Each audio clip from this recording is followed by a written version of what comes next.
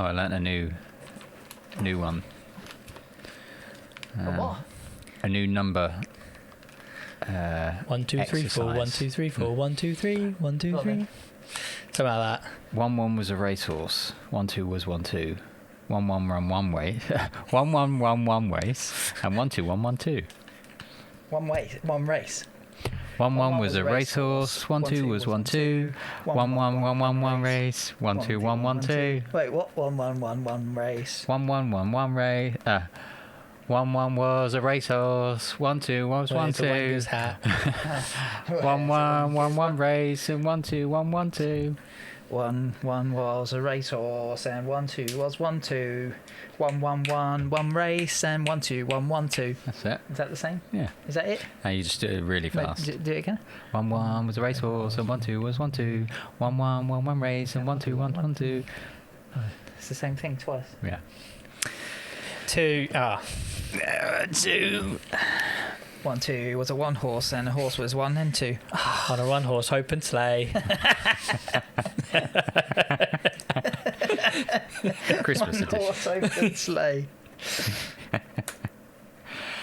Yes, welcome back, guys. Thank you for joining us. We are the 4-4. My name's Andy. I'll be your host, and I'm joined by my good friend Skibby Hello. and my brother Steve. Howdy doody. Howdy doody. How are you doing, guys? Oakley. It's been a week. It's been a week. It's been a week and 2 days. Couple of days. Week. Did we do a No, Wednesday? We just did a last night, Wednesday. wasn't it? Yeah, we just did a Wednesday last time. Losing track of time, clearly. Yeah. Clearly. Baby brain. Yeah. Got baby brain. Anything interesting go on I have this last week? No, nothing really. I mean, no. I'm sure you definitely did something interesting. Oh, well, I mean, obviously, I think I even said this on the last one, but yeah, the father-in-law was still here, and Right. we went to Telford to see family nice. in a haunted house. Oh. It was, Haunted. I mean, it was definitely haunted. Did anything happen? Nothing happened. It was just bizarre, but it was one of these houses where you like, you know, when you used to watch like Derek Acora, Most Haunted, that kind of stuff. It was very much one of those like, if there's a spirit present, give us a sign, and then like you hear like a little chime on a clock, and he's like, ah! Oh no, the 12 o'clock ghost. Do you actually think it was haunted, or No, but it was like a 1800s Victorian coach house that hadn't been renovated since the 1800s. just leave something derelict for long enough, it becomes Yeah. haunted. Yeah, so but Did you go in the dungeons and stuff or anything like that? No, didn't really venture anywhere apart from my own room. Because you was too scared. Because I was too scared. Yeah. Well, speaking of haunted, I actually did a job at Windsor Castle That's haunted. for sure. You know Windsor Castle? I've heard of it. I've never been. I mean, It's rather- where the king lives. Oh, Buckingham Palace. No, I mean he has more than one abode. and it's in Windsor, Windsor. Yeah, which is the royal The name. Windsors, yeah. Legoland. But yeah, the guy who's Legoland Windsor, yeah. The guy who was showing me around, he'd been there for 6 years. Was I he think he said. posh? No, he was a really nice guy, and he was he was just in the maintenance team, but he'd been there 6 years, and he was telling me his first job at the Windsor Castle, the first ticket that came in just said VIP bathroom, so he was like, oh, okay, and then clicked on it for further details, and it turns out it was the Queen's ensuite, Oh. so he had to go and fix her shower. Oh, Wait, you did, or? No, him. Oh. The He's Queen's a- dead. Maintenance. Oh. She's not still showering. Yeah. But this was 6 years ago, his first job. When's this airing? Is she's going to be dead She's- by then? Oh, she might have come back to life by Yeah. then, I don't know. What were you doing there? What were you fixing? I was commissioning some stuff, so I was setting it all. Like they had some new stuff set in. So, but yeah, I was down in the literally in the depths of Windsor Castle, where there were like little tracks where the little kids used to run the coal trolleys. Back when they hired children as Wow. their slaves. Yes. Wow. But it was proper. Bring it back, I was, say. Yeah. Bloody kids running around, don't know what's wrong, and Well, Too many bloody kids. It's that all kids talk about now is Minecraft. Yeah. That's true. They've They're not- do it real fucking life. Good at it. They yearn for the mines. Give them a real pickaxe. Yeah. kids down the mines. But it was no, we were down in the depths of the dungeons, and it was definitely haunted. Nice. Well, we are a music podcast, as we say every week. And supernatural, we do cover. Yeah. So we do, and dark things. Dark things. Pop up every now and hard then. hitting. But I do have a guest if we want to. Oh, Yeah. you got a Yeah, guest. I thought I'd treat you guys with the guest Bloody hell, this Steve. evening. Wow. So- Fair enough. oh, I'll get him on. Is he waiting now? Yeah, he's ready. All right. Let's go. Cool. Today's guest is one of the UK's most in-demand music photographers. He's the eye behind some of the most striking live shots, cover stories, and campaigns of the last decade. You've seen his work in Kerrang, NME, and Rock Sound, to name a few, shooting everyone from Mark Ronson to Bring Me the Horizon. And when he's not wedged in the photo pit, you'll probably find him somewhere remote with a camera in hand, chasing light and waves. He's worked with Disney, Red Bull, Converse, the list goes on. And most recently, he landed the front cover of Rock Sound with his live shots of Sleep Token from Download Festival. Andy Ford, welcome to the show.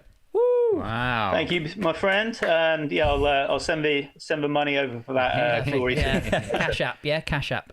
Very impressive. Before we get into the big stuff, Andy, take us back a little bit. Do you remember the moment you first picked up a camera and thought, yeah, this is what I want to do? Yes, and it was probably like I was quite a late starter when it came to photography. I didn't actually get my first digital camera till I was 27. Oh. I kind of So most of my 2 years ago, if only, my boy. another fiver. Sorry. No, I was actually a chef for like most of my 20s, working down in Cornwall. But I was always into, basically growing up, I was massively into surfing and skateboarding, and they're both like super visual cultures. So I feel like just through the osmosis of being into that when I was younger, that kind of just, I was surrounded by lots of good photography in the magazines and that kind of thing. So yeah, it was always something I wanted to do. But like, yeah, for most of my 20s, I was just, my focus was going away, snowboarding and surfing on all these trips. And it wasn't until about 27 that I had actually any spare money to actually treat myself to a camera. Right. So did you know you wanted to buy a camera? It was just until you were 27 you didn't have the funds, or was it just Yeah, it was yeah, I was always sort of saving money for my next sort of surf trip, that kind of thing. So yeah, the intent was always there, right. But it was it just took that long for me to get the funds. But then at the time initially I didn't have a huge intention of like, this is what I'm going to do. It was more about getting I was going to like Indonesia and Morocco and quite interesting places surfing. So I kind of just wanted to get some cool photos to sort of as memories and to annoy my friends with back home. Yeah. And then, yeah, as I started doing that, I was really like, really enjoy the process, almost not quite as much, but almost as much as the surfing and that kind of thing. And it kind of got out of control from there. Fascinating. That's awesome. I mostly know you from obviously your work with bands and the print and stuff like that. And obviously I've worked with you myself in other bands. But when like, I didn't know about like the landscape and stuff, like photography you do, is that all sort of a hobby, or is that more like, did you use that in aspects of it in what you do with bands?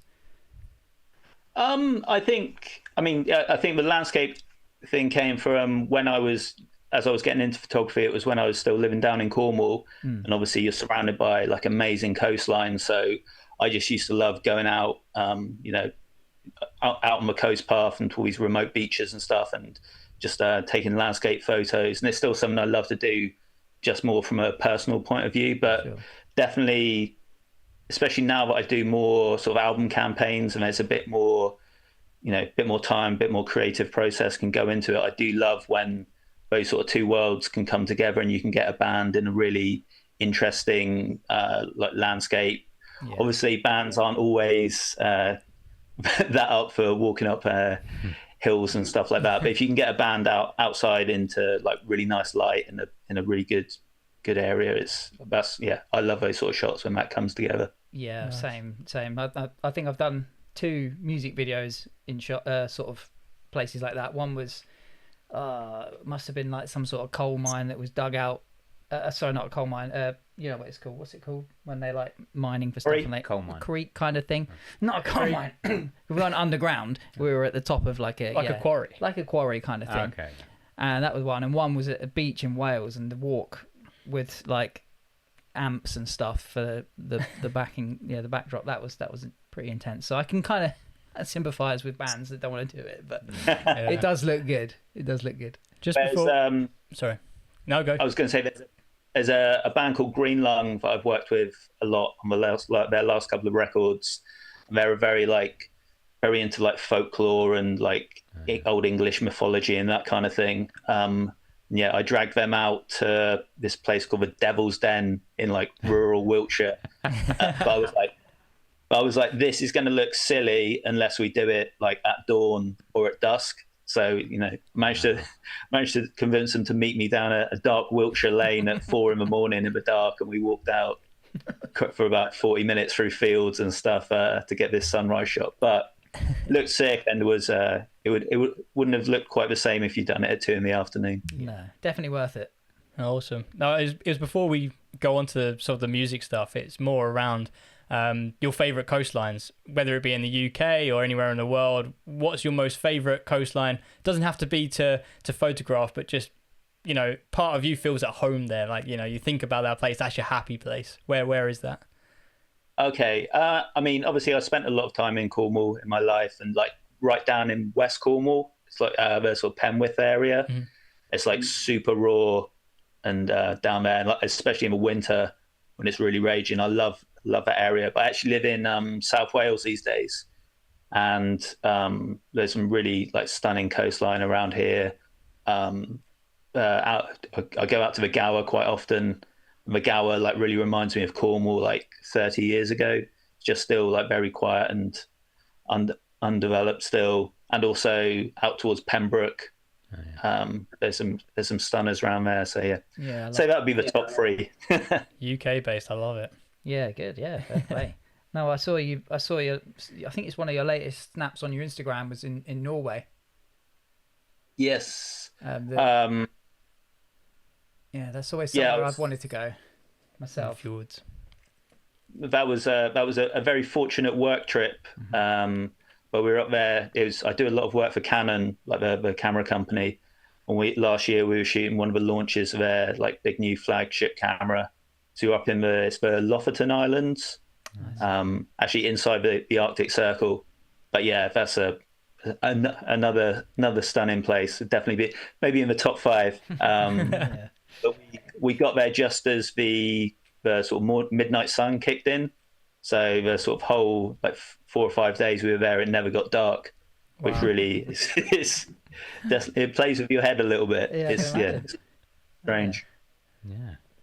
I have to ask. I hate to backtrack, but I feel yes. like we brushed over the point where you mentioned you went from being a chef and having a passion for surfing and skateboarding to a highly successful photographer from the age of 27. That I don't think that's normal, Andy. I'm not. I think that's quite difficult to achieve, especially late, shall we say, getting late into the field. What's the secret there? How did you achieve that? So whilst I was obviously massively into surfing and skating and stuff like that, with that came a love of like music, especially sort of punk and hardcore and metal, all the things that were in all the skateboard video soundtracks, that kind of thing. Yeah. So that had always been there in the background, and with photography, it kind of ends up infiltrating everything that you're interested in. So at the time, the Southwest actually had a really vibrant sort of hardcore scene. Right. So I was just started taking my camera to these all these like crazy punk and hardcore shows initially, just to try and get a cool photo for my wall. And then it kind of just snowballed from there.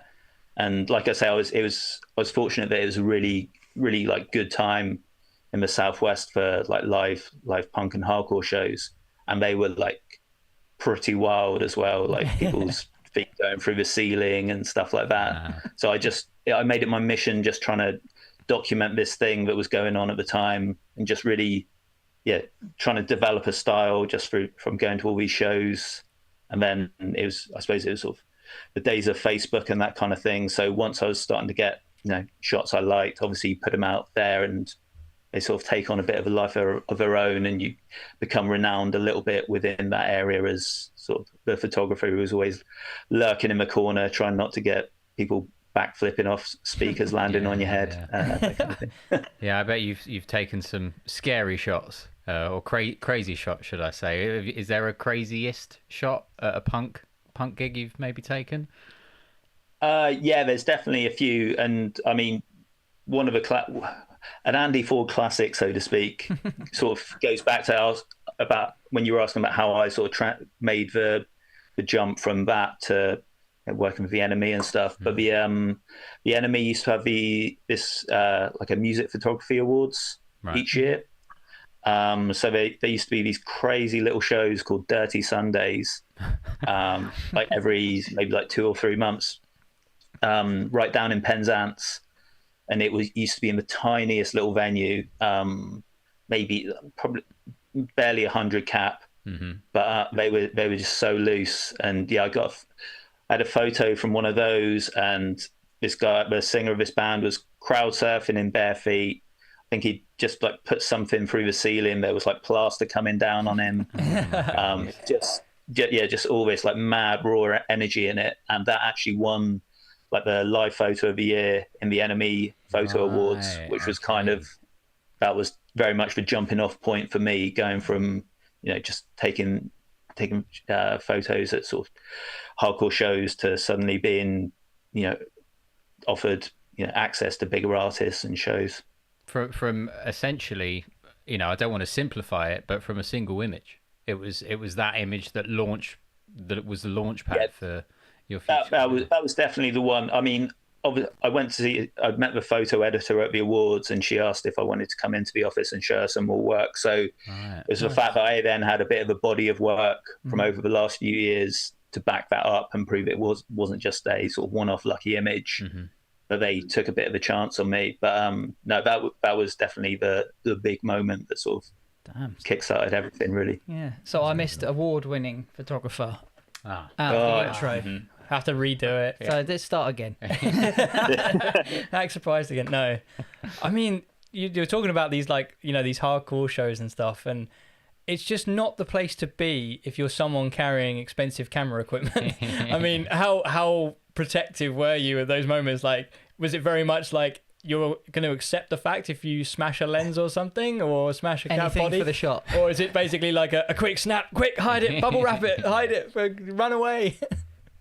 I think definitely there's an element of it was an accepted risk that not everything might make it back. I mean, to be on like touch words, I think other than maybe 1 or 2 flash guns, like I've never had any absolute disasters.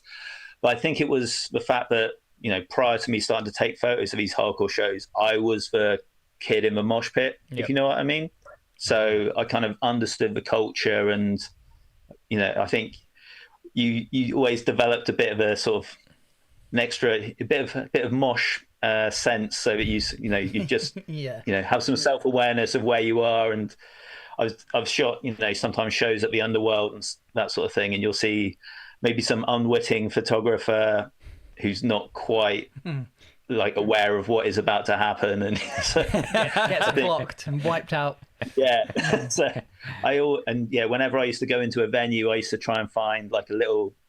It was usually some sort of like nook or cranny or something I could like wedge myself into the corner of, and then sort of shoot with a wide angle lens. So it's just having some awareness of the culture and how these things operated. I could usually manage to avoid any complete disasters. Very cool. Do you think you prefer the pit work to, like, say, a download festival when you're on the stage, you're in and around the artists more so than you would be around the moshers? Do you think you prefer that, or do you like being on the stage?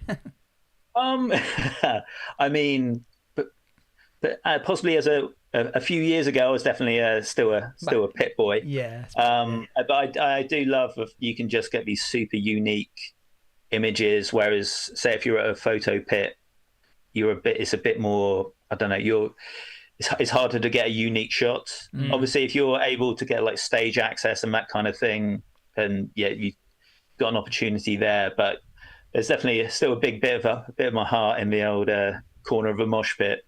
But I always say my favorite shows are either the smallest, rawest, like say, feet going through the ceiling kind of scenario, or like a huge Rammstein explosions everywhere production kind of thing. For sure.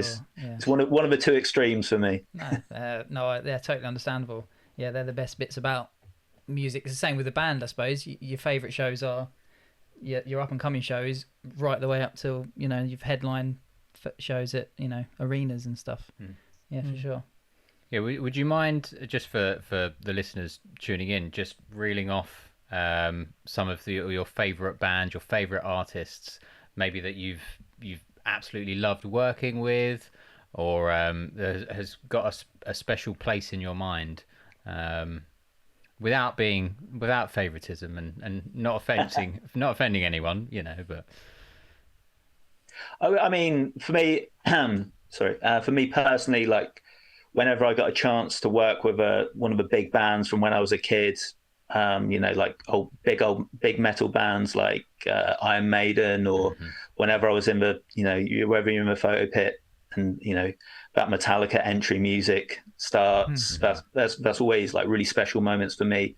I did some portraits with Chuck D from Public Enemy, and it was just one of those things where I remember listening to that when I was like a kid, and it feeling like such a completely different world.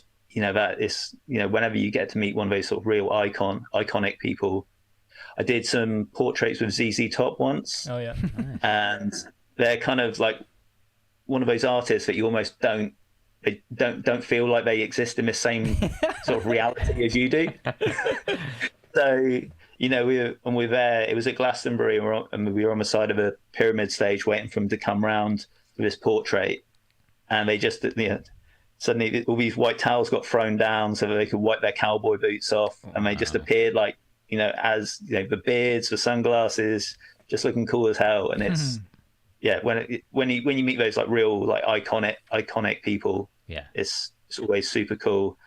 And then I guess, anyone that I've had like a good creative relationship with, obviously, the Sleep Token thing has been a bit of a wild ride the last few years.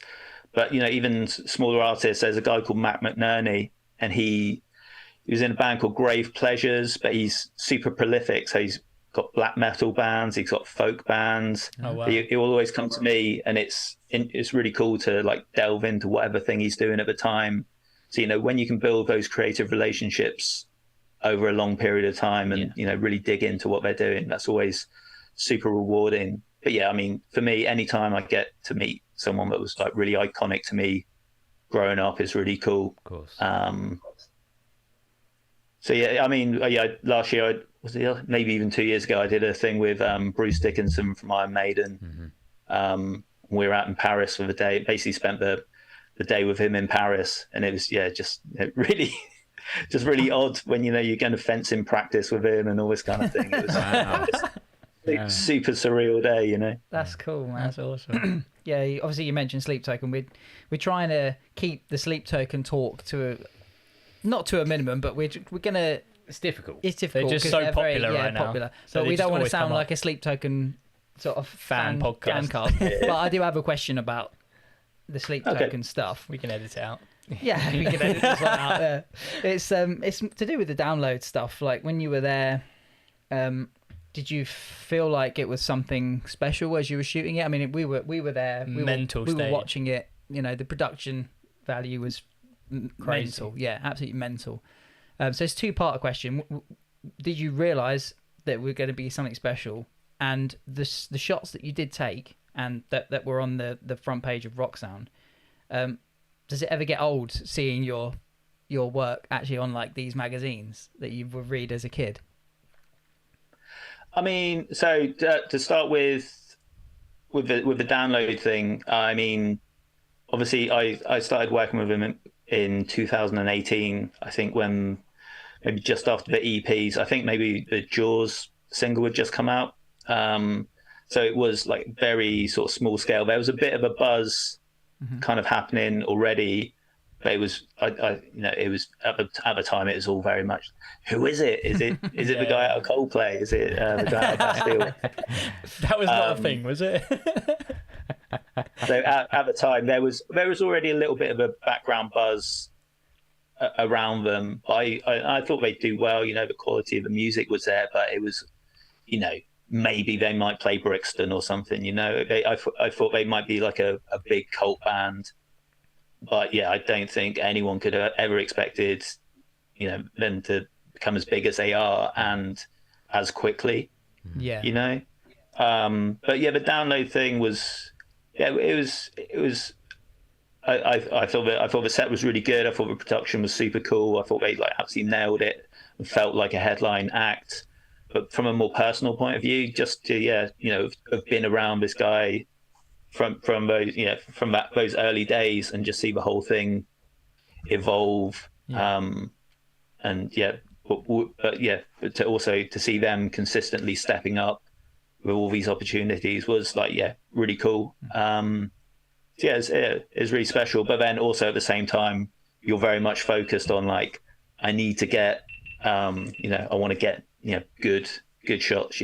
So on the one hand, you're like, oh, this is a really cool, special moment, but you're also in this zone of, in work mode almost, where you're very focused on the photography side of things. Yeah. So sometimes it's only afterwards that you actually get to be like, oh wow, that was really cool. Excellent. And the second part was about I've been fortunate to have a lot of magazine covers now, a good proportion of them recently due to One Masked Man. But no, I'm still super stoked with it. Like I say, I'm not a young man. I grew up in the very much in the 90s. So magazines for me were massive. Yeah. Kerrang and Enemy and those kinds of things. I really and like I say, with skateboarding magazines and so that was a huge thing for me. So. Yeah, it's still a very special thing, and especially these days, you don't. So much work lives just online or in Instagram and stuff. So anytime you get to see your work, in print is really special these days, and especially when you can go into Tesco's or wherever, and one of your shots is there on the shelf. It's amazing. I used to love with Kerrang when we used to do the posters. Yeah. I used to love that idea that I had always posters off my wall when I was a kid. So the thought that someone's got one of my photos on their wall and they're really really stoked on it was always, and still is really special to me. Yeah. Do you keep them all? Yeah. Yes. I was going to say a scrapbook, but it'd be more like a filing cabinet for you, I think. I used to be super anything that I even had a little postage stamp in. I was like, yes, I get that. But it has got a little out of control over the last few years. But I've got the vast majority of them. But my wife gets a little disgruntled over all these piles of magazines from 8 years ago, and I'm like, no, that's got that photo. Now, it's interesting you talk about the magazines and how how it was when you first started out and everything you loved about it, but the evolution you sort of lightly touched upon, sort of the digital age and how Instagram has now kind of taken over. I mean, the Kerrang enemy, they're probably focusing more, I may be wrong here, but focusing more on their kind of Instagram content and their digital content rather than their magazines. I mean, how have you seen the industry evolve, and how has that affected you since you started out? I mean, definitely.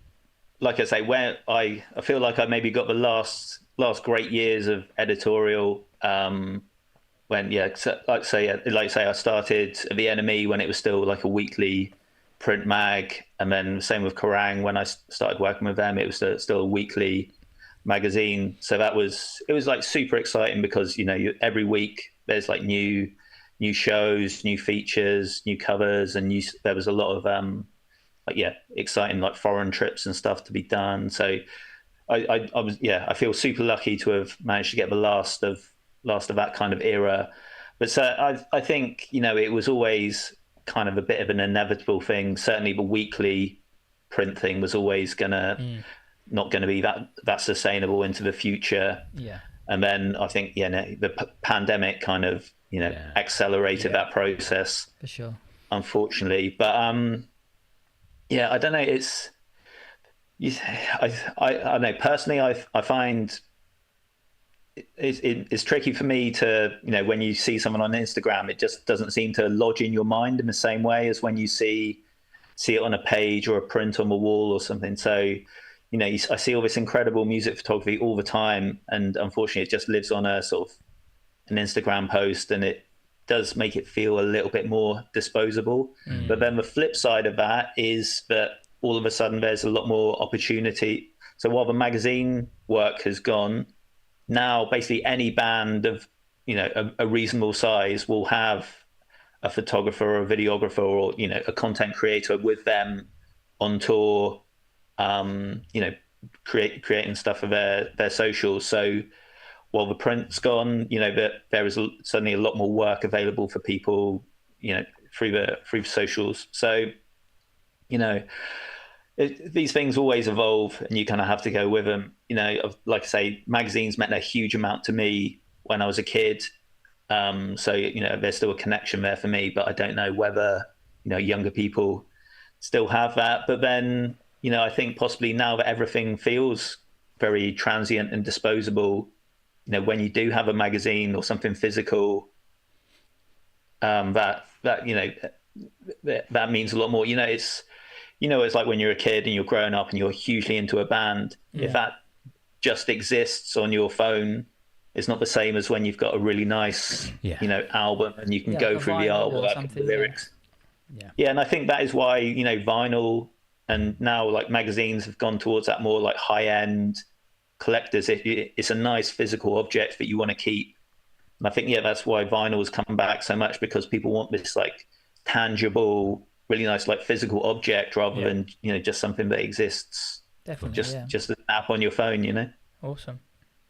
The technology, moving on from that a little bit, to where we are nowadays with AI. How has that come into play for you? And as a creative, are you against it? Are you for it? Like AI generating whole images and bands, doing fake photo shoots and all this stuff. Is it something that you're passionate about, or are you not really fussed and you think it's just going to blow over? It's one of those tricky things where I feel like I think it's happening whether you like it or not. So I think you kind of need to embrace it where you can. Photoshop these days has like some AI powered tools like generative fill, which can be like useful if you're trying to get rid of something in an image, or I think I don't know, I feel like there seems to have been like quite a strong kickback against it. If a band's, if fans think a band's used AI for the artwork or in videos or something, there seems to be quite a visceral reaction to it. But I don't know if that will change, as it becomes a bigger part of life, as it seems to be. I think, for a lot of, people of like my generation and your generation, I think there'll always be a strange feeling with AI stuff. But I think possibly for young, like people now who will grow up with it just being part of everyday life, maybe that will be a different thing. But it does, like we're saying about things feeling more disposable, and just the more, humanity is taken away from that creative process, it does feel strange. And I feel like that's why, there's been a huge resurgence in film photography. And I think, as things become more digital, more perfect, people kind of seek things that are feel a bit more real, a bit more lo-fi. But like I say, I always try never to be like old man screaming at the clouds. I think these things, I think it's coming so I think you need to upskill and embrace it to an extent. And there are upsides to it. It can enable, bands to be like bands who don't have a budget to put together a 50K music video. Maybe they can, do something cool with it. But obviously, there's all these jobs, like designers and filmmakers and photographers. Yeah. So yeah, it's going to be an interesting one, but I don't know. But then, AI is just like going to develop from what is already out there.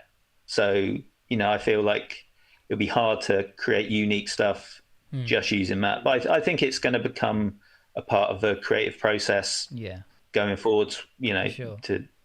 whether you're happy about it or not. I think unfortunately, whatever our tech overlords have decided, it seems to be getting shoehoorned into everything these days. We're pretty much on the same. It's a great answer, to be fair. Fantastic answer. Yeah, spot on. Can't argue with that, can we? We're pretty much all in agreement there as well, which is good.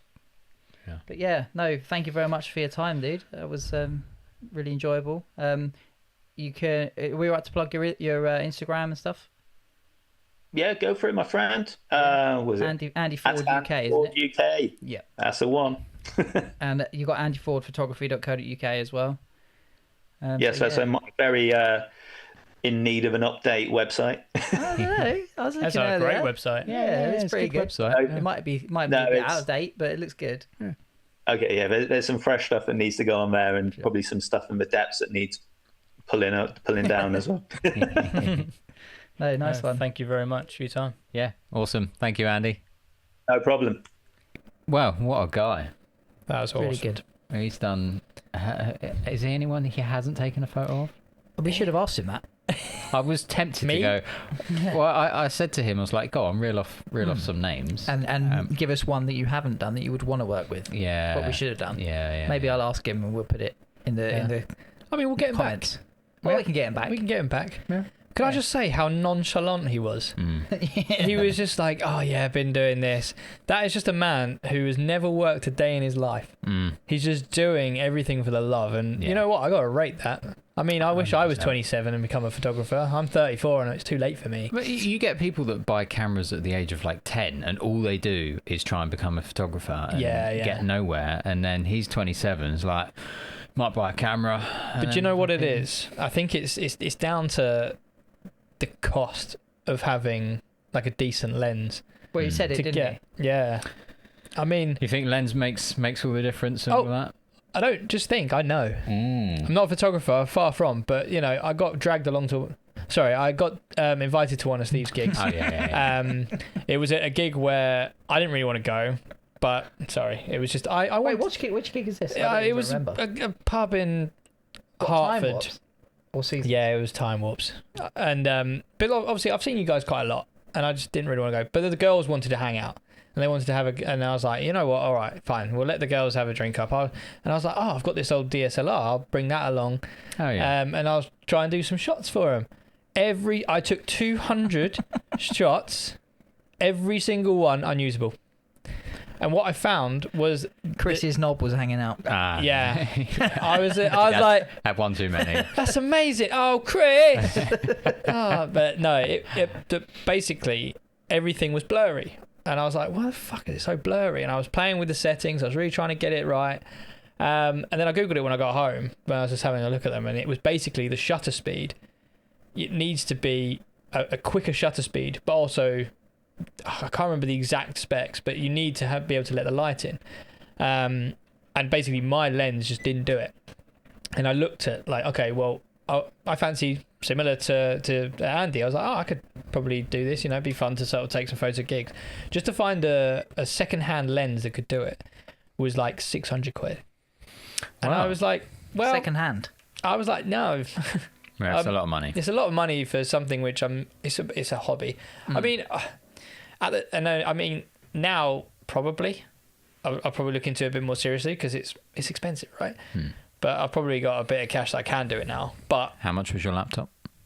That's irrelevant. That's stepping stones. It's something I use daily, to be fair. Yeah. But no, but it was down to that. Like, the body of the camera is you can use any body from what I understand. Okay. It's just the lens. Not the sensor. The sensor's important. Or No, it's all the lens. All in the lens. The lens.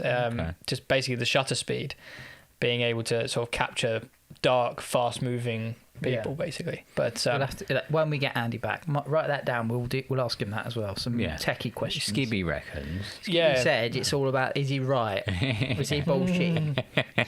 Exactly. No, but that was so cool. That was cool. That was so really nonchalant. Cool. Loved it. Yeah, I mean, to be fair to him, I think it's work ethic as well. Like he's constantly working, that guy as well. But that's what I mean. Same as Sean, he's just always working. But when I say not working a day's life, you meant he loves it so much. He's just sort of going to gigs, taking photos. Yeah, he's just merging all of his loves. It's not work for him, which is before you know it, you put hours in, and they're like, "Oh, you work so hard," and he's just like, "Yeah, but I love it." Yeah. That's the only way people can work that much. They have to love it, don't they? Well, great work, Steve. Well done. Awesome. Thanks. Yeah. Let's try and keep them coming. Yeah, keep them coming.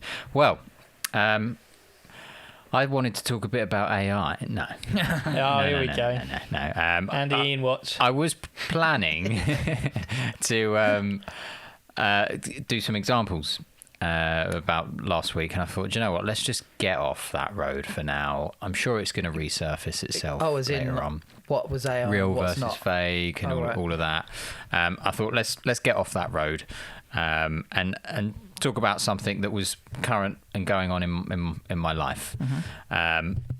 Recently, I've been not re-obsessing, just discovering Jacob Collier all over again. Okay. With his "Here Comes the Sun" track with Dodie. Is that new? No. It's one of his older tracks. One where he's like in the garden, and they're all both of them are like multiple shots of them playing different instruments. I must have seen it. I'm sure you would have. It's one of his popular ones. But yeah, I've probably listened to that, I don't know, 20 times over the last 4 weeks. I've just been listening to him quite a lot recently, and you guys probably know I'm a decent Charlie Puth fan. I was like, okay, just thinking. I was like, what is going on with these guys? Like, what is it that I'm missing? How?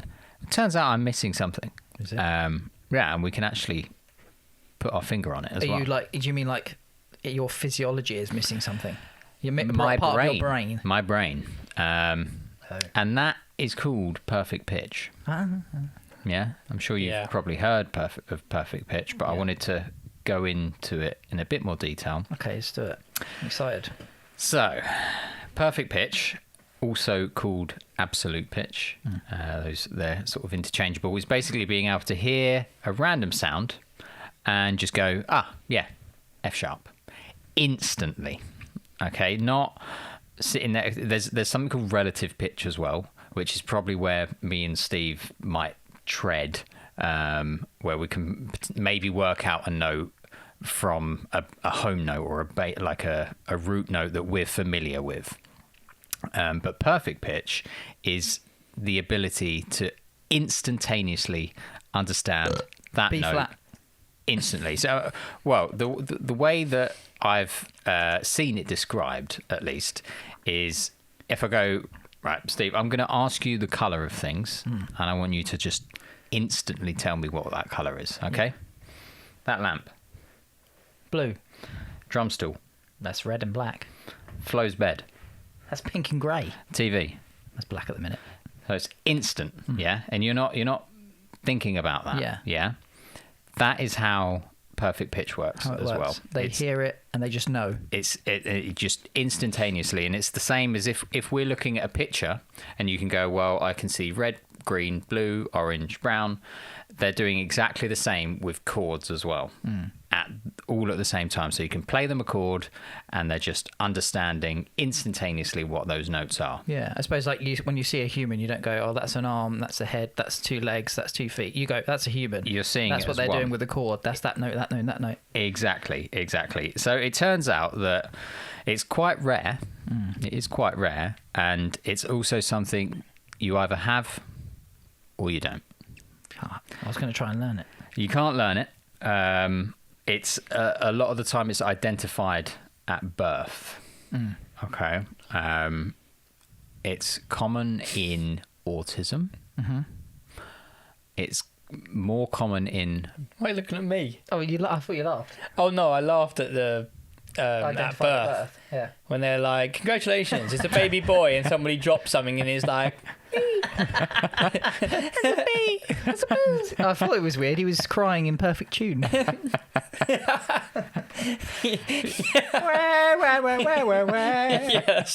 yeah." He seems to cry in arpeggios. Well, so what I thought would be interesting is obviously I've talked about Charlie Puth. We've probably seen the viral video of him on the chat shows displaying. It got a bit showy towards the end, didn't it? He was just You always, would do, wouldn't you, if you was that good? and he was just like, you know, and he was just doing Instagram videos, and he was just tapping stuff and being like, like he's Jesus turning into wine. Boosh, boosh, boosh. Music Jesus. You get a note. You get a note. Fucking Oprah Winfrey of perfect pitch, the prick. Okay. It'd be insufferable after a while, wouldn't it? Yeah. No. Imagine living with him. yeah. Like every time you made any certain noise, he's like, "Oh, that's a B flat." Oh. Charlie. C4. What? Yeah. Oh, tell me what this one is. Can't. Yeah. What note's that? Well, I find it It fascinating. is. No, and I think it is amazing, and it's an amazing feat. Yeah. But do you know, a question quickly before we dive into it. You talked about it's the colours and sort of similar. Mm-hmm. So obviously, I say obviously, no one knows this apart from really Steve, but I suffer from colour blindness. So when you say, I mean, I got, in my head, I got it all right as well. I got pink bed. Nice. Excellent. Well done. But is there like... Zootopia or... Which one? Fuck Do you know? knows, mate. Oh. All I know is, you know those tests where it's like loads of dots in a circle? Oh, yeah. And you see a number. I can't see the number. That's all I know. Okay. But is there a colour blindness for hearing? So where you're saying the map... Tone deaf, wouldn't it? Tone deaf. Well, so... It's got to be, innit? We covered this last season in the tone deaf, and I think Grant mentioned about the jaw structure and stuff like that. But you right now are colourblind to these notes. So when we talk about relative pitch, okay, which is probably where all three of us have relative pitch, you can tell when a note is different from another. Yeah. Okay, instantly. I can play you two notes and you go, that one's higher than that one. Mm-hmm. Yeah. You're essentially seeing them in black and white. So Right. you're seeing the shades. That one's darker and that one's lighter. But what you're not seeing is the actual colour of those individual notes themselves. The definition. Yeah, Right. be that blue being C or whatever. I don't know. I don't have it. But yeah, we are essentially listening to music in black and white, where they're able to listen to music Full in HD. full colour. Yeah.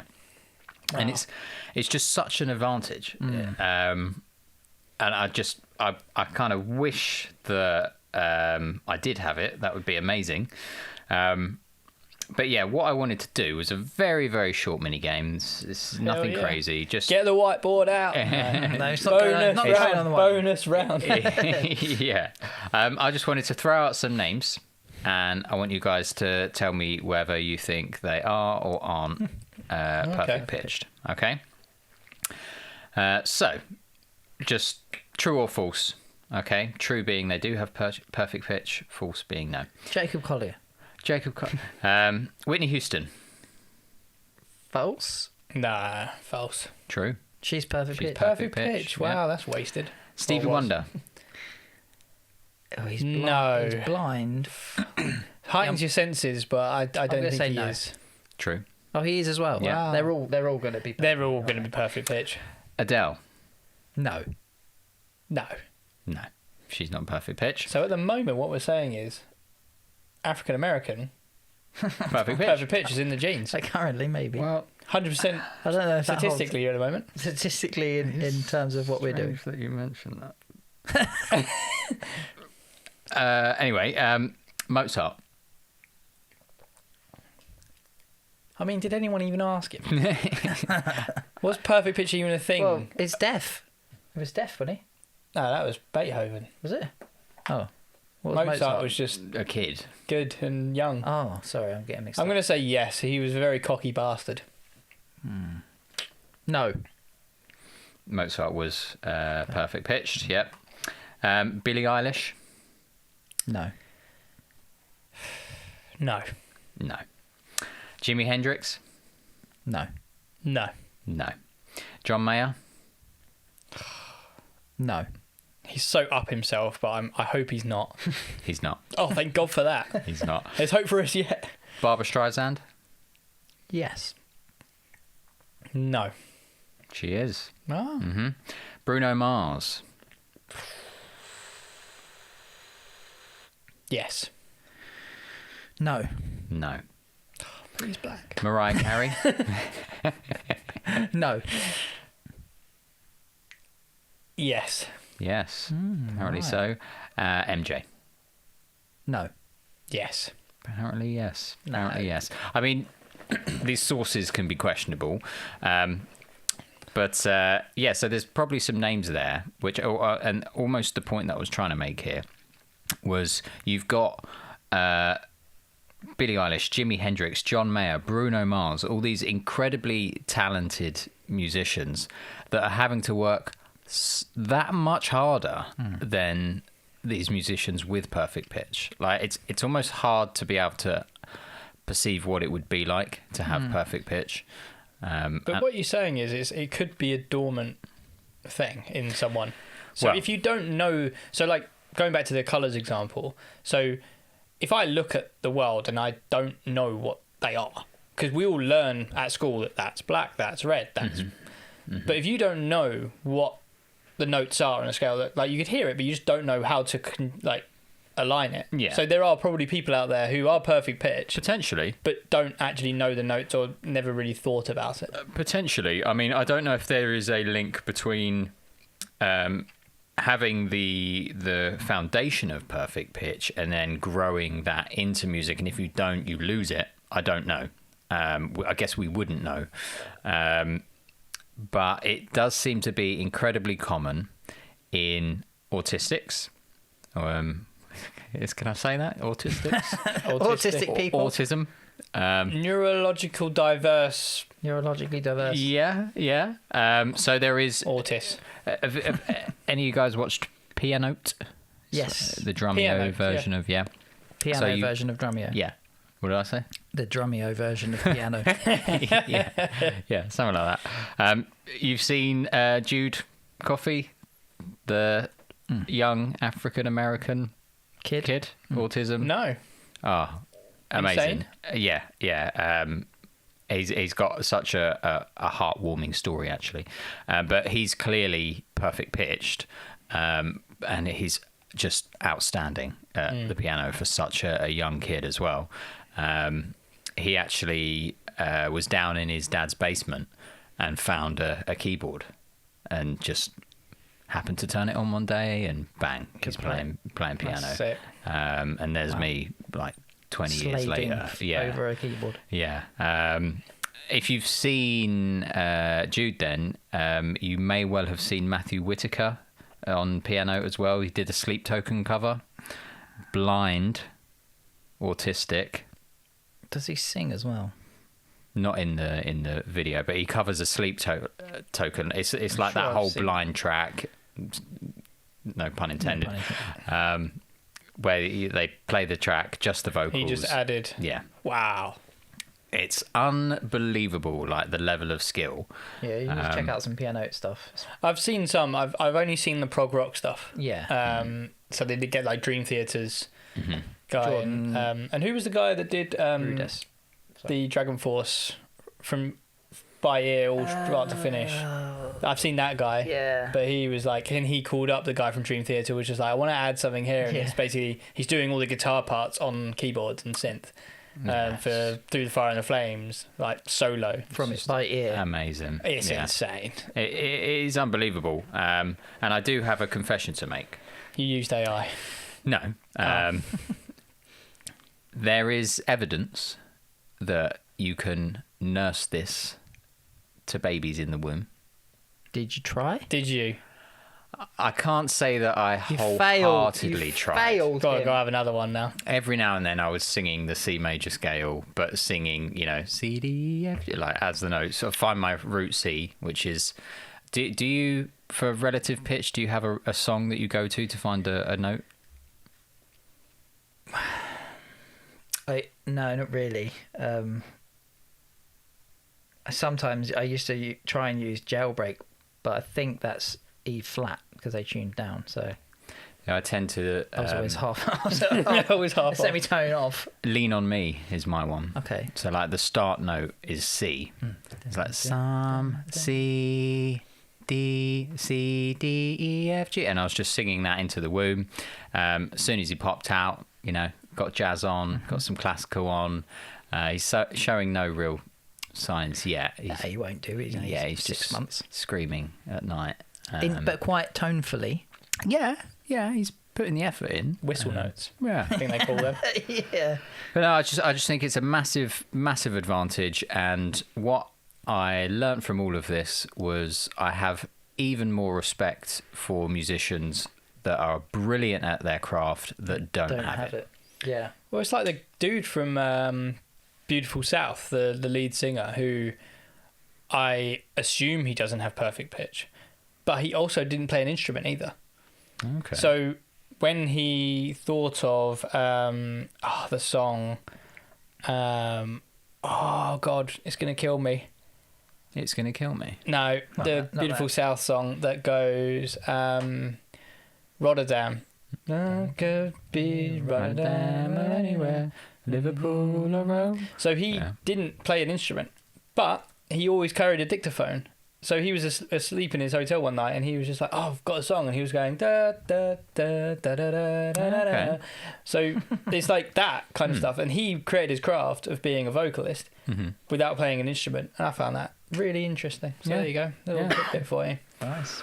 Well, that is perfect pitch. Maybe some of you guys listening have that struck a chord, and you've gone, "Oh my God, yeah, I can."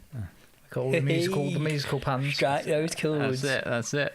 But yeah, I just wanted to cover that off because I find it. I think I might fascinating. have perfect pitch. You've given me Yeah. Hope. hope because I just don't know What? the notes. Da. Yeah, but I don't know what the notes are to map it to. What colour is it? Red. Yeah. Well, I was going to say that they some people They do map it, actually yeah. see them in That's colours. synesthesia. Don't they? Yeah. We talked about that, I think, before yeah. as well. That baffles me. Because Kanye. music in what was- colours and Kanye shapes. has that apparently. Well, Kanye. There's- Yeah, he's got a lot of things. Yeah. there's also people like watching like the Love on the Spectrum stuff. There's also people that see colours as numbers. Yeah. Oh. And I don't understand, and I've looked into it. I still don't understand it. Yeah. But like how a red kind of translates into a number. A certain shade of red. I've not heard Yeah. of that before. No. Yeah, No. there's people that memorise entire decks of cards and they use that. That when they see the number, they see a colour and they Right. can build this image of colours that's their memory. That's how they remember all Yeah. the numbers. Oh, okay. I think there was the guy who holds a world record. That's how he does it. I thought it was like you put items in an area. Yeah, I mean and that's walk that's through. What's yeah, in my yeah. shopping basket? Yeah. I've got a Yeah. King of Spades. that's more of a layman's Memory way game. of memory of keeping memory like that. But they're doing it naturally. That's not something they've learned. He can see numbers and he can memorise them. Yeah. And it also helps him to combine them because that's how he does his quick sums as well, because he can do like 6-digit numbers times multiplied by 6-digit numbers and come up with the answer to like that. Right. And it's because he's looking at the colours and how they merge, and then they end up at this colour, and that's the number. It's just Wow. mental. I used to be able to do the first 50 digits of pi, but using that method of placing Walking through the items. Yeah. But yeah. All right. Cool. It's Well, cool. that's me. That's cool, man. That's really cool. Do you want me to go? Have you got anything? Ah, of course I've got something. What are you talking about, Skib? Come on then. This is a fun one, and do you know what? This is going to sound absolutely awful, and I don't even have to say it because it wasn't recorded, but I'm going to say it anyway. I walked into the studio today and I said, Andy, my topic this week is really funny. And it's not funny because the actual event is awful. Oh. But it's how I got there. So originally, I was going to do. Wait, you went to this event? No. Oh. But originally, I was going to do the rise of country music. So trying to do some digging and understanding of why country music has suddenly become really popular. It's funny you say that, because we were just talking about this in the Time Warps about maybe doing some country songs. Sorry to butt in. There you go. But it is present. It's current. It's massive. And I started to, and I went down an absolute wormhole. And I actually never got to the bottom of why country is popular. But I mean, it is partly this. But I went down a wormhole of 9/11's impact on the music industry. Oh, Jesus. So it's not funny, but like at the same time, it's just how I started off on something completely irrelevant and completely different, and just ended up A plane's hit the second tower. literally. So it is quite literally how 9/11, and the reason it got linked into country music is because country bluegrass was very much similar. You know, you play your banjos, your acoustics, your violin strings, and everything like that. But when 9/11 happened, a new genre of country music was born. Oh. Which was this patriotic, I'm an American, buy my single and you love America. So, Courtesy of the Red, White and Blue by Toby Keith was a song which was basically saying, my country's under attack, but I'm proud to be an American. We're going to retaliate, we're going to fight with all of our force because we are freedom and eagles and shit. And then obviously there was Alan Jackson, which I think even got parodied by South Park, but it was Where Were You When the World Stopped Turning? And it's kind of like really slow, kind of where were you kind of thing.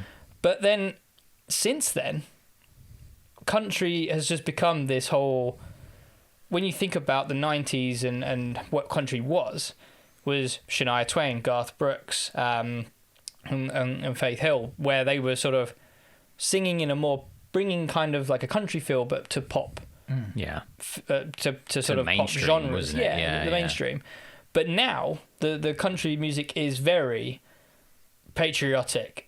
I love my flag. I love my country. I love our veterans. Basically that was kind of born after 9/11, which was really strange. So I started to like look into what other knock-on effects happened because of 9/11, and apparently bubblegum pop and teen pop died because of 9/11. And Too happy. Is it too happy? Yeah, I was going to say. Exactly that. It was seen as too happy. So there was a teen pop star called Willa Ford who released her second single on September the 11th, 2001. And she said the world stood still, as it should have, but sales tanked. Her record company went under. They got bought and she got cut. And basically, like boy bands at the time, sort of early 2000s, late 90s, it was seen as sort of too jaunty, too happy, and everyone was just more on board with feeling proud to be an American rather than, boy bands singing about girls and all that kind of stuff and partying. So it was really interesting. And then I found this completely bizarre story, which was Blue, the boy band Blue. Yeah. Duncan from Blue. Were affected by 9/11.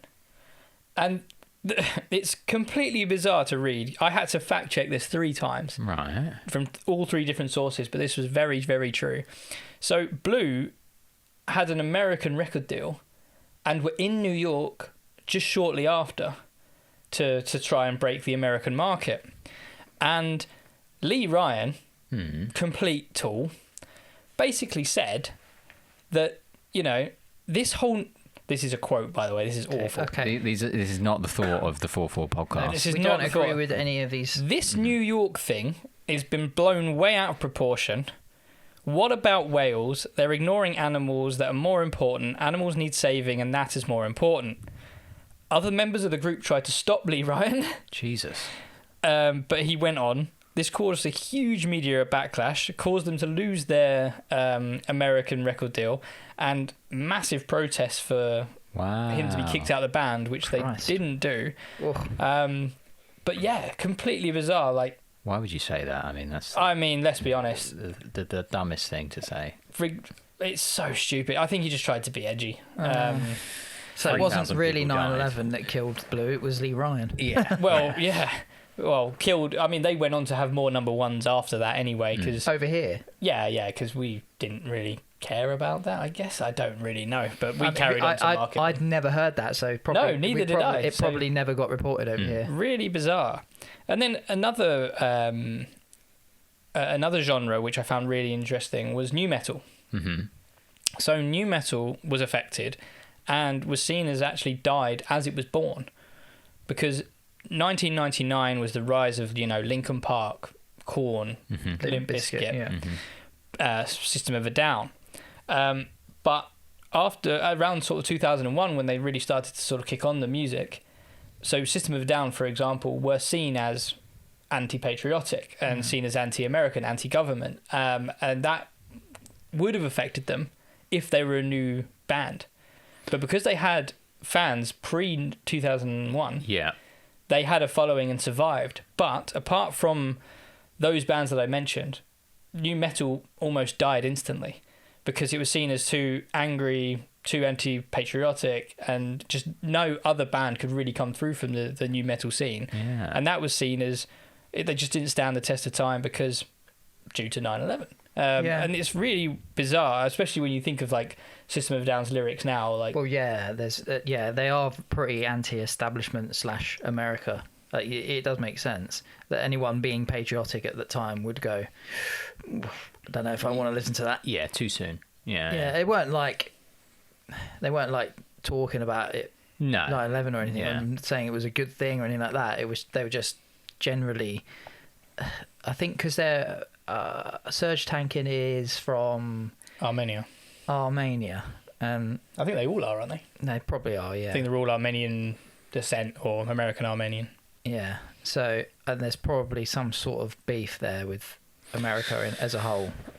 Yeah, I couldn't comment. I don't know. I don't know the ins and outs, but it's the Armenian genocide. there it is. Basically, yeah, it's swept under the rug, but Right. lots of stuff like that. But no, I mean, interesting enough, and you do think about like what other nu metal bands sort of came out post 2001, and nothing really happened. And sticking to nu metal, it's even more bizarre. So this is where I go really wormhole. So the Rollin' video, Limp Bizkit, Rollin', Roll, and you can imagine the video, right? They're on top of a building. What building are they on? Is it? It's not, is it? It's the World Trade Center. Oh, okay. So, in 2001, MTV awarded Limp Bizkit Best Rock Video of 2001 on September 10th, 2001, Damn. the day before they were destroyed.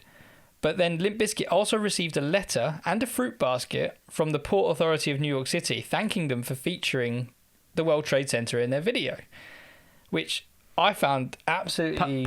They received that post 9/11? No, pre. Oh, So, okay. yeah, The basket and... the fruit basket and everything was All thanks for pre. using, Right. bringing our building into the limelight. Then it got given an award on September 10th. Then the next day, Damn. boom. So Limp Bizkit caused 9/11. Pretty They much. promoted Sounds like the Twin Towers Yeah. to what's his name? Osama bin Laden. Osama bin Laden. He was a massive Limp Bizkit fan. Yeah, so I hear. It was, yeah. yeah. But not everything was doom and gloom, because a young artist actually witnessed 9/11 firsthand, and basically he described it as an apocalypse, a wave of anguish that he'd never experienced before, and started a band off the back of that. Okay. And they became one of the world's biggest bands. Any takers? I've heard this. I've definitely heard this. I'm not going to get it, but I've definitely heard this. Wait, it's not. Repeat the question. I'm going to kick myself. So a young artist witnessed it firsthand. They were near the Hudson River, and he described it as the apocalypse and a wave of anguish that he'd never experienced before. And the only way he could let out that kind of feeling, he started a band. Right. And that band became one of the biggest bands in the world. American. American, yeah. I mean, I'm I feel like I'm on the verge of getting it, but I'm going to probably spend too long thinking about it. It's going to get boring forever. Any guesses, Andy? We could work this out. American, 2001.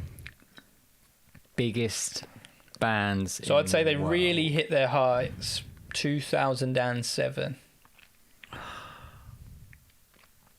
Obviously, it was rock because he needed to express and. It's not. It wasn't like Maroon 5. I'm going to test your relative pitch. Oh.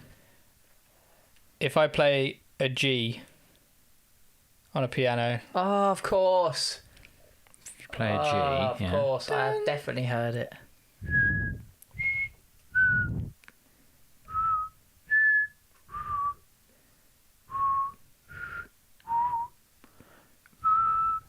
When I was a young boy, I witnessed 9/11. took me And it made me into- join a band called Right. My Chemical okay, Romance. Yeah, MCR. So Fair There you enough. go. conquer all the Right. world. See? but no, so that was obviously a lot of things stopped because of 9/11, but that was one good We thing, got I guess. MCR. We got We MCR got out of it. MCR. Wow. Okay. Thank then- you, Bin Laden. But off the back of that, Okay. there were 6 albums that were released on September 11th, 2001. Damn. Jay-Z, Blueprint, All right. good album. Bob Dylan, Love and Theft, Yeah. Mariah Carey, Glitter, really bombed, was Right. not great. Nickelback, Silver Side Up, Yeah. good album. POD Satellite, that's a bit niche, but I wanted to add that one because Oh, I yeah. love POD. Mm-hmm. But this one blew my mind again. So, conspiracy theorists, open your hat Put and your tinfoil hat on. get it, yeah. Dream Theater released an album called Live Scenes from New York on September 11th, 2001. And what did all the news stories say? What were all the news stories running at the time? We're about to check out some live scenes from New York. And then they put the album on. Mental. That is crazy. Do you reckon that was? Do you reckon they changed that on the? When did they? What time did they release their album? I don't know. I'm surprised they didn't change the name of the album. I mean, no, but to be fair, that back I mean, it then, was an wasn't album- very easy to change the name of an album if you've printed all the. Yeah, once it's gone to print. It's all and- CDs and Yeah, stuff. yeah. Because Damn. Live Scenes from New York was a live album recorded in New York in 2000. Right. But they released it as an album September 11th, 2001. What are the fucking chances of that? Mental. Yeah. Mental. So you can see why I started somewhere and completely got lost and was like, there was so much I didn't even think about the impact that it had on the industry just from, I say just from, but, you know, from affecting one city, but the world stood still and it It impacted shook the world. the world, didn't it? It did. Yeah, of course it did. Yeah. But yeah, I mean, I guess there was any, well, sorry, go on. That's fine. You carry on. Oh, sorry. This is my time. Shut up. But no, I guess it's open the floor now. Like, is there anything that you think about in like 2001 where you're like, oh yeah, like you never sort of saw this genre again, or, you know, other impacts that people haven't really touched upon? I guess I found it really interesting that that's kind of the push point of modern country, of being that patriot, but I guess it's just that pop of teen bubblegum pop dying as well. Yeah. Is there anything else that we can think of that, you know, just didn't make and last the test of time because of that event time? Well, apart from the Twin Towers, I mean, Oh, too soon. I mean, yeah. I mean, it was only 24 years ago. Yeah, I mean, it's interesting. It does make you think. Sorry, I'll try and answer your question, but it does make you think about how influential world politics, events, everything has an impact on current genres. Like, Yeah, if you think that about was- the rise of punk. that was and, crazy. You know, I think we're potentially going to start seeing some exciting stuff with all of the craziness that's going on at the moment. Who knows? Yeah. But what else? So, do you have answers to these? Or No, I don't. okay. It was more of just, I've done a lot of talking. I just wanted you guys to Please have a do. chat. But I mean, if you don't have any kind of ideas and you think I've absolutely nailed it, I think that you also covered it all, works. mate. Yeah, to be be fair. honest. but yeah. I mean, it was. I'm just trying to think. I don't even know if I was really that into music at that time. to like actually have noticed anything. I was in primary school. Do you remember the day of 9/11? I do. I remember the day of 9/11. I saw a fire engine rush past me. And thought it was going to New I York. just assumed, okay, that's because this thing has happened that I've just listened to on the radio coming back from school. I had no concept that it was in America. It was, a local fire engine, probably getting a cat or something. But yeah, I actually had a piano lesson straight after school. And then from the piano lesson. But I mean, I remember... What was your piano teacher? Mrs. Panrucker. No wonder you weren't interested in music at that point. No, she was all right. She was all right, to be fair. Probably. She was passionate. I just wasn't really that interested in piano. No? I wanted to play guitar. You didn't have perfect pitch. That's probably what did it. Or autism. I don't know about that. It's questionable. Yeah. Wow. No, I do remember. I'm sure one of our teachers on the day sort of sat us down and said, "Look, something's happened in America. Blah blah blah. A lot of people are dead. It's not good." And then I went to a piano lesson. A lot of people are dead. I mean, those were the things that I took. And I went to a piano lesson. I didn't think anything of it. Got home, and it our parents were sitting in the living room with the lights off, just watching the TV and watching it all happen. And we all just went and sat down and watched it. Like, what the fuck is going on? Yeah. What has been going on? Because by that time it had finished. Everything was done. Towers were down, and the show was over. But have you watched that? I think it's about an hour and a half long video on YouTube of like the start to finish of the news coverage, and it starts with, "Oh, it's a bright and breezy morning here in New York City," and then it goes all the way through, like all the different. Yeah. It sends absolute chills. Absolute shivers. Yeah. But I do find it strange that it's, Gerard Way's reaction was, "Oh my God, the anguish! I need to write this down and put it into music." Whereas, like you two, I remember exactly where I was when it happened. Mm-hmm. My friend Kesley Deadman knocked on the door to play football. Kes? Yeah, and he basically went, "Oh, have you seen that random thing that's happened in New York?" And I was like, "No." And then my mum turned it on and was like, "Oh, that's like, what the, And I was like, "Oh, that's crazy." Anyway, Football. and I went to go play football with my mates. Yeah. So I didn't really channel it in the same way that to be a successful musician. So I think the fact that it was, We that's were also America. like 10. Yeah, that. But it's America. It's on TV. Doesn't really affect me. Whereas if Gerard Way was, say, in the same state or in... Well, he Did was you in say New Gerard? York. He was in New York. Near the Hudson River, yeah. So, yeah, it probably would have a different effect. See a lot of running and screaming. And, Yeah. It's Yeah. pretty How traumatic. old is Gerard Way? Is he a little bit older? 40s. Yeah. Okay, so he's got a little bit So he would have more been sense. early 20s, if not slightly younger. Unless Gerard Way noticed the decline in the music industry and thought, Wow. I'm going to jump on this. Mm-hmm. Oh, 9/11 was such a bad thing. I had to put it down into music, and everyone went, I fucking love this guy. Yeah, and now yeah, they're yeah. the biggest band in the world. Yeah. Well, they were. Well, yeah. Were they going to relaunch or something? They have relaunched. They've relaunched, I think yeah. they've got a tour coming up. Yeah. Yeah. You're not getting... You're quite a big MCR fan, aren't you? Fairly-ish. I'd see them. Keely's, pretty good on them. Yeah, not massive, but I know. Yeah, probably 10 or so of their songs. Yeah, fair enough. Yeah. Very interesting. There you Skibbs. go. Very interesting. That was. Oh, you mentioned at some point MTV. What was that about MTV? The awards for Limp Bizkit for MTV Video Awards. That's right. So I have got a SideTracked. Oh shit! We want the. Oh, here we go. We're breaking down. Shit! Where did I save it? Break it down. Break it down. Hang on. Just bear with me because it's on here somewhere. We want the jingle. We want the jingle. It's coming. We want the jingle. We want the jingle. SideTracked. The song, the story, the sound. We break it down. Love it. Very good. Thank you very much. Break it down. See, AI does have its place. Welcome to SideTracked. Yeah. So yeah. Even AI is not pitch perfect. Yeah. No hope for us. What chance have we got? The this song that I'm doing this week, I'm going to give you 3 clues again. and then you can have your Hell guesses. yeah. I'm going to nail it I this don't week. think we've I feel ever it. got one. Like, No, but we're going to nail it this time. I feel it. He's just seen it, so he's going to know. I had a look. It's Breaking Down. So this song launched a new era in music broadcasting. MTV. Literally at midnight. Oh, This is the most obvious one. It's the Bugles.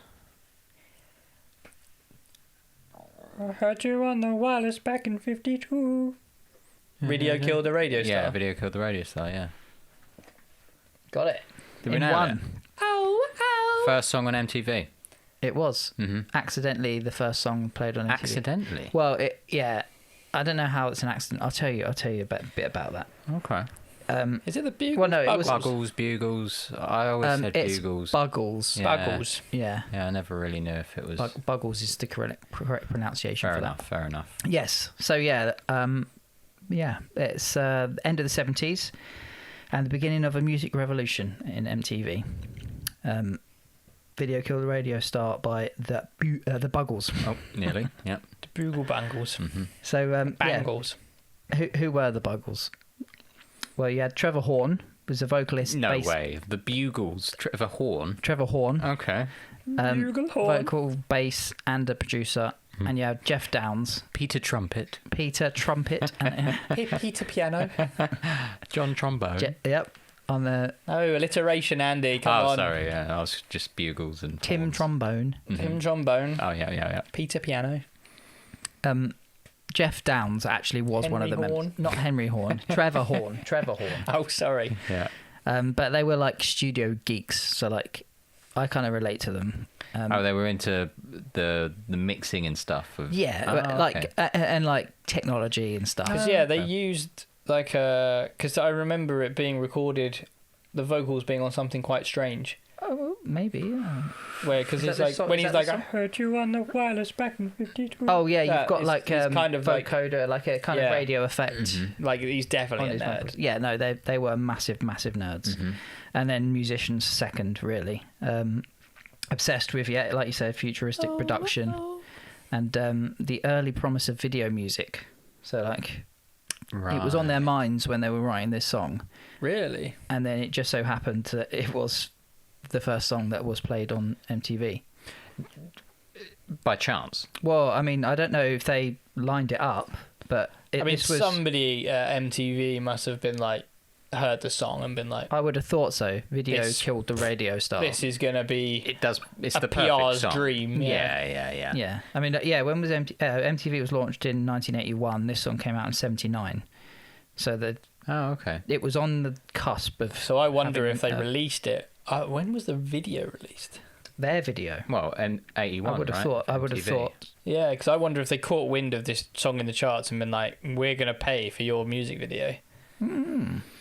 That would have been. I mean, that if I was a PR marketing team, then that's would- kind yeah, I of would like probably a jump dream, on that. isn't it? What? So you're saying they released the song in '79, maybe, but then It was. PR went, that would be perfect for MTV. Yes. Let's pay Yeah. for your video. Maybe. Maybe. I wonder if mean, they we're heard the guessing, song but- and then thought, let's make a I video mean, channel. vaguely, the video wasn't that good. I don't think. I'm trying to remember. It was all lots of flashing I colours. remember colours. yeah, That's it wasn't a what great I video. remember. Yeah. No, I it don't wasn't think like anything aha. was, I don't think anything was good back then. That would have been sick The as a lack launch. of colour on. Yeah, yeah, but that was just next level, wasn't Yeah, it? it was very good. Sorry. If don't mind me, Just getting choked up. I just love this song so much. It really touches a place in me. Yeah, so like we were saying, inspired by new technology, TV synthesizers. They used like early Moog synthesizers. Moog. Sorry, early Moog. Yeah, there's a big thing about that at the The moment. fuck's a Moog? Have you seen that? Moog? The Bugles used early Moogs. Yeah. I'm just getting everyone rolled up tonight. Tape manipulation, which was they're all sort of high tech for the time. You know, they were quite innovative with it. Oh, the Yeah. backing vocals. Yeah. I like that. Yeah. No, because I thought that was part of I it. love it. Yeah. Yeah. What was that? Yeah, that's interesting. They were just layered on analog tape, like over and over. First ever Lil Wayne. I think it was Bruce. Oh yeah, Bruce Woolley and Debbie Doss, whoever they are. Debbie Doss alliteration. Debbie Doss. Nice. With Timmy Trevor Trumpet. They're in Timmy Trumpet. They're just the first AI band, aren't they? We got Timmy Trumpet. All right, fuck off. Get out of it, come on.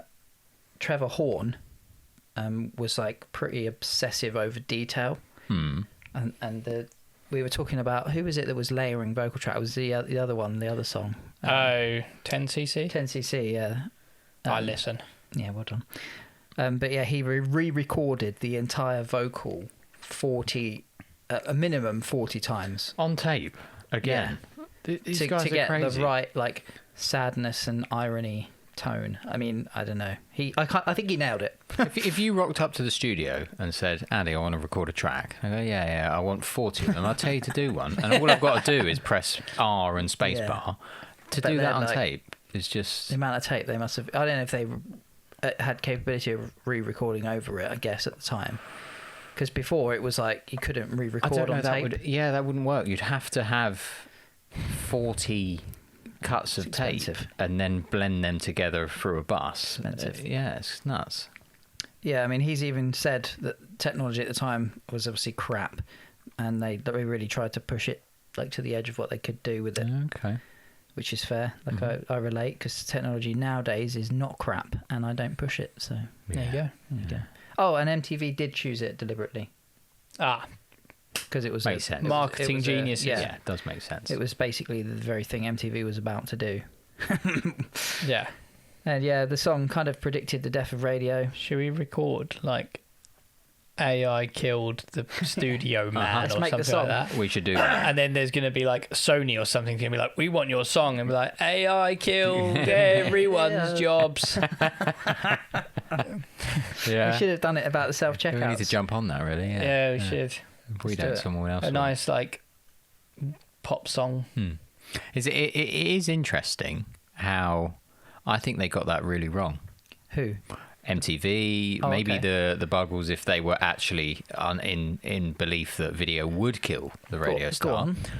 It didn't at all, did it? Because Radio's still going. Radio was still, exactly. yeah. Even today, radio is still really prevalent. But at the time, I do think that music television channels did kind of probably overtake that. I mean, I remember what we used to watch Not so much now. on Sky, didn't we? Like Used to just skip. constantly. Yeah. Oh, you had Sky Plus. No, it was in like we used to channel hop all the time. Oh, Like, if it was a channel song hop, you didn't yeah. want, then you're like, oh, next one. And my Yeah. sister used to always deliberately miss Kerrang. Yeah. And I'm like, yeah. no, Go back. go back. always I Tuesday wanted. It was, fucking Yeah, brilliant. What's Or the Party Hard, Andrew Double K. He was always on. When we like to party, we will party hard. Constantly on there. Yeah, 3 times a day. Minimum. Mate, do you know what? I listened to that like a week ago. Oh, really? It's such a good song. Yeah. It's a bop. I love it. Yeah. No, it's- Interesting. Yeah, I mean, the song itself, the video was kind of more popular than the song Yeah. at the time, which kind of, I guess, mirrors what the Gimmicky song's song, about, innit? isn't it? Yeah. Video Yeah. killed the radio star. I actually think radio has probably outlasted it in the end, video. yeah. Like, I mean, I if I'm working, I might stick a music video on, but chances are I'm putting Apple Music on. Well, like Kerrang TV doesn't exist anymore, does it? Nope. Scuzz And TV. Scuzz, Oh, yeah. gone. Yeah, a lot of Scuzz, these, yeah. but you can still listen to Kerrang Radio. Yeah. Yep. Interesting. So it hasn't. Yeah. What a point that is. Kerrang video's gone. Yeah. Kerrang radio. There you go. Fuck, Yeah. Didn't even think of that. It hasn't outlasted that in the rock genre anyway. Yeah. I guess that makes sense because it's audible, right? It's an audio. So Cars. Yeah, cars. Can't watch working. video. Yeah. Well, But do you remember like Vivo being a thing? Vivo's still a thing. Is yeah. it? Yeah. I don't see. Oh, I just don't watch videos anymore. But like you say, it always used to be band Vivo Yeah. was yeah. like the channel name. So Vivo is if you use a distribution package like Ditto, or they will provide you with a Vivo account. right. So that's why. Did we say this? Did you just say this? Is this why we're talking about Vivo? Did you say that YouTube has taken over the mantle of MTV? or like Well, TV. no, I just said that no. everything had Vivo on it. Because thinking about it, Yeah, YouTube is bigger than radio. yeah, but not for music. But yeah, it is. Do you reckon? Yeah, Really? I would say so. That's we'd need to know the numbers, wouldn't we? But I mean, even more now because kids just watch YouTube videos. They don't do anything else. Kids nowadays just sit there and watch YouTube, and whatever song's playing in the background is the music they're listening to. Yeah. They don't listen to the radio. Well, you mentioned this last week where I've got Spotify, I've got Apple Music. I tend to fall asleep to YouTube, and I'm not even watching the videos. So I think there's probably a lot of fake hits there where they're not viewing the video. Maybe. And maybe they're just using YouTube to be their source of music. Well, no, that's interesting. They would, no, but I would, yeah. I haven't done the research, but I would put money on there being a bigger viewership on YouTube than the radio. Complete digression. Sidetrack. If you look at the most listened or played songs on YouTube, they are songs that we've never heard. Usually Asian or Latino. Like Latin is huge. Well, it's the same on Spotify, like Rick Beato. He always does like a current top 10 on Spotify. Or global. And there's, out of the 10, there's 5 Latino songs, and it's like a beat, and he's like, yeah, I can get the beat, you know, and he just, it's just not basic. But yeah, it's like you say, it's like, oh, this song's had 1.2 billion plays this year, and it's some random Spanish speaker, and you're like, what the fuck? Why like, is that due to sheer numbers in?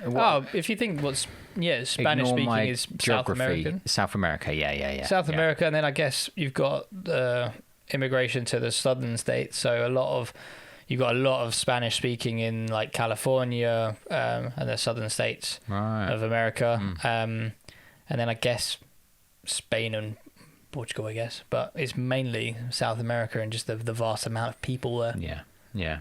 It's a fair point, Steve. Maybe YouTube is crunching bigger numbers than we think. Almost definitely radio, to be fair. Which does mean that because video did kill the radio star. Yeah. They were still right. I'd like to compare them to streaming platforms. Yeah, but again, that's not radio. It's not radio. It's the recordings, though. Got video in Spotify now. Okay, no.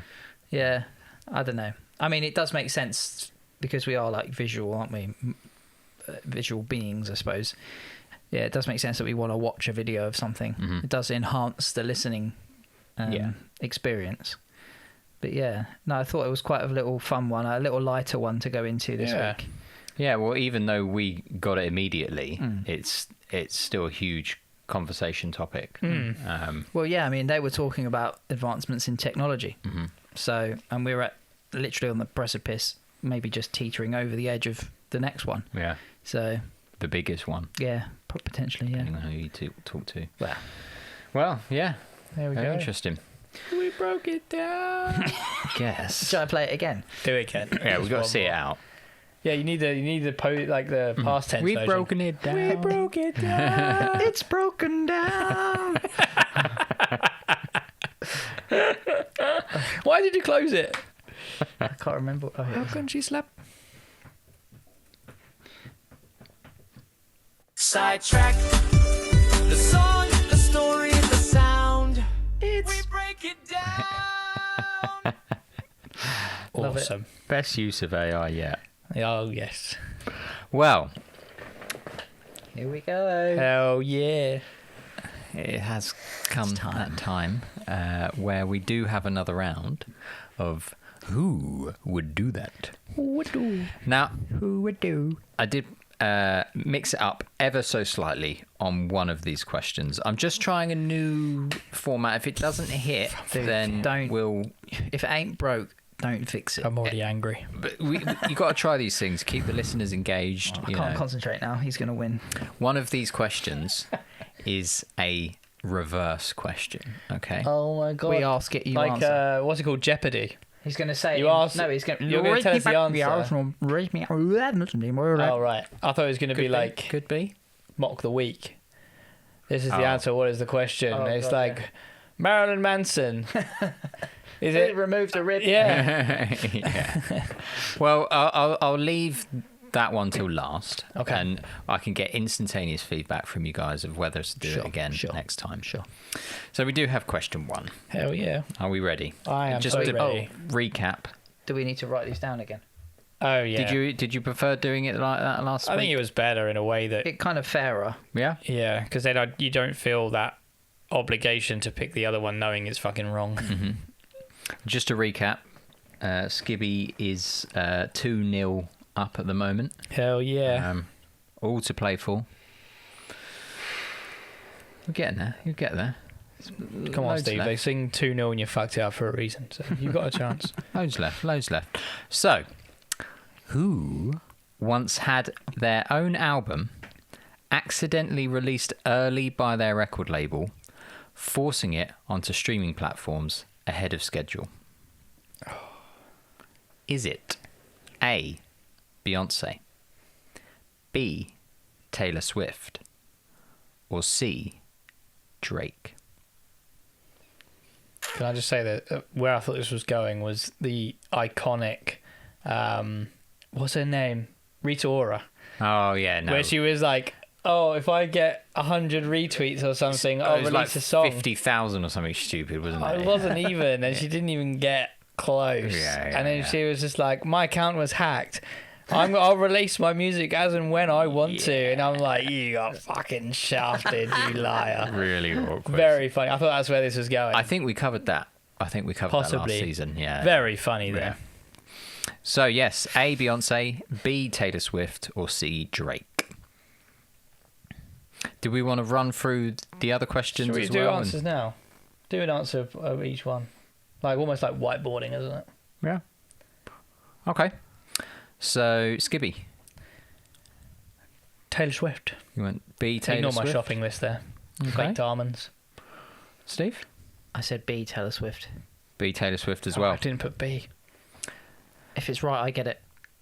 We both get it. It was in fact Drake. Queen B, Was it? Beyonce in Man, 2013. someone- What was Definitely your died for logic that. behind Taylor Swift? I thought I'd heard it somewhere. So I thought because she had such this whole beef with what's his name, Scooter something. Scooter McGavin. Shooter McGavin. Scooter McGavin. No, Scooter was like because there was this whole issue with Taylor Swift's music Scooter and being like, released "Are under this guy. you Released under Scooter guy, and that's why they released the whole Taylor's version. So all of her cult plays the Taylor's version because Scooter's a prick Right. and robbed her a load of money. But that's what my logic was. I thought that he would have done some stupid shit like that. Was that your logic? No, I just thought say I'd yes. heard it. I'd heard this had happened to someone, and I couldn't remember who it Well, was. it definitely happened to someone. Well, I was a Yeah, bit exactly. cheeky. Was you? No, it happened all As three. always. So it was done? Beyonce in 2013. Her self-titled visual album was mistakenly released early on iTunes. I was going to add U2 into that section as well because That would have been they did cheeky. an iTunes pre-release. Oh, that was stupid. Turning what was supposed to be a surprise drop into an immediate viral sensation and rewriting the rules for album launches. This release reshaped how music was marketed by popularizing the surprise digital drop and the concept of a visual album. So a visual album is where every track is accompanied by either a video or artwork. Inspiring releases from artists such as Drake and Taylor Swift. Uh-huh. Okay. To be So- fair, I love the surprise. Everyone loves the surprise. Yeah. It wasn't meant to be a surprise. It went viral. It did well for her. So others went, do you know what? We're going to do a surprise drop as well. And with Apple Music nowadays, I don't know about you, if you use Apple Music or Spotify. No. I assume Spotify does the same thing. When you've listened to an artist a lot, they've released a new track. It's the first thing that comes up. Yeah. I've written B, but I meant Queen B. Well, we need the full answer. Beyonce I'm was afraid. Swift. I'll bear that in mind. Question 2. Who once performed live on TV whilst clearly drunk, slurring words and stumbling, creating one of the most infamous late night moments? Was it A, Courtney Love, B, Pete Doherty, or C, Amy Winehouse? Probably all of them. I was gonna say, I am yeah. a bastard with my choices. Yeah, That was I literally don't know. None of them were known for their drinking. It was straight as a Straight as an arrow. Yeah.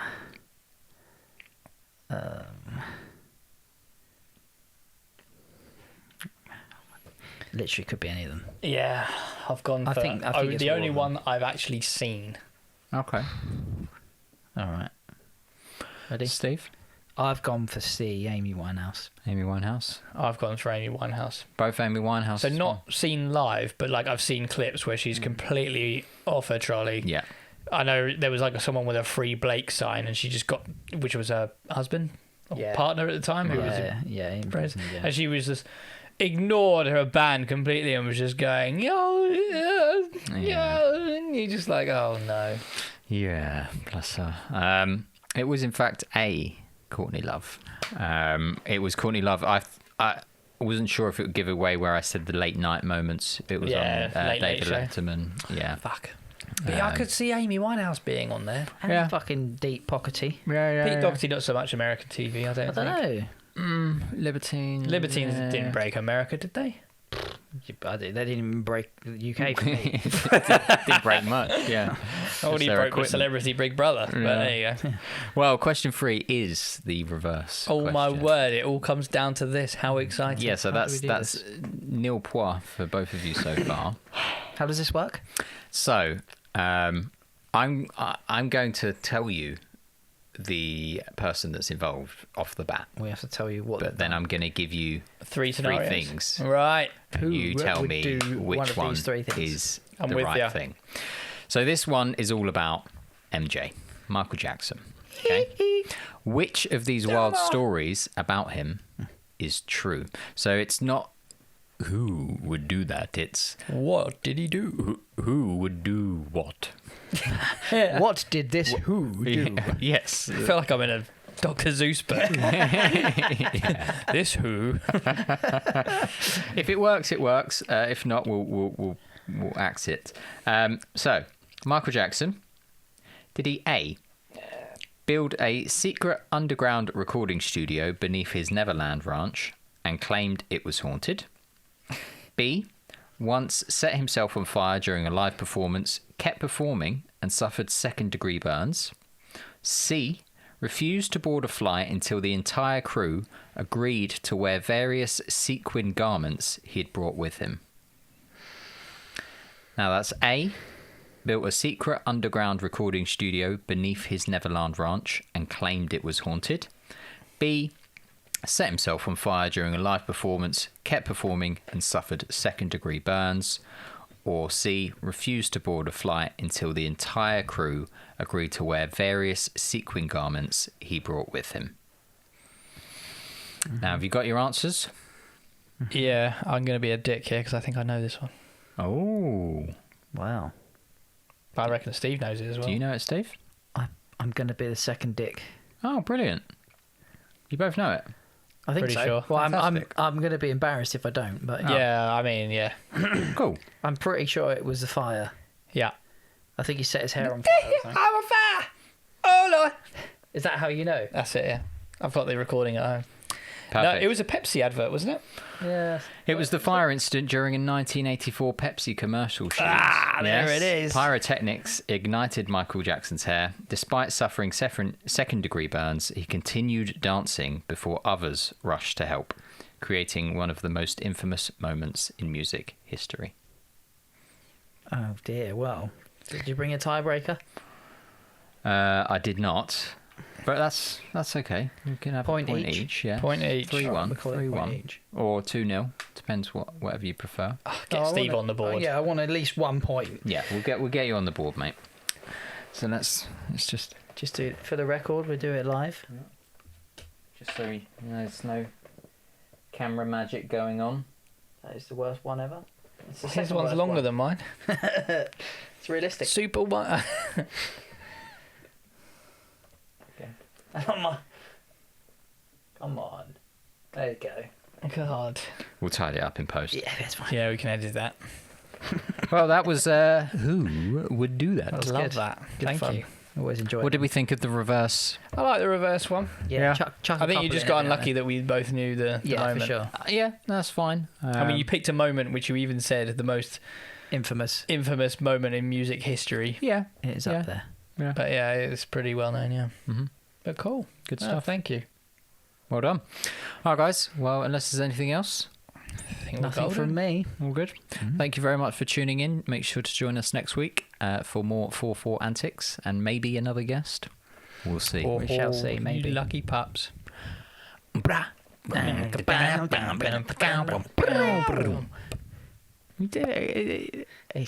always got the last word, isn't he? Ad lib, just got to add it. Yeah.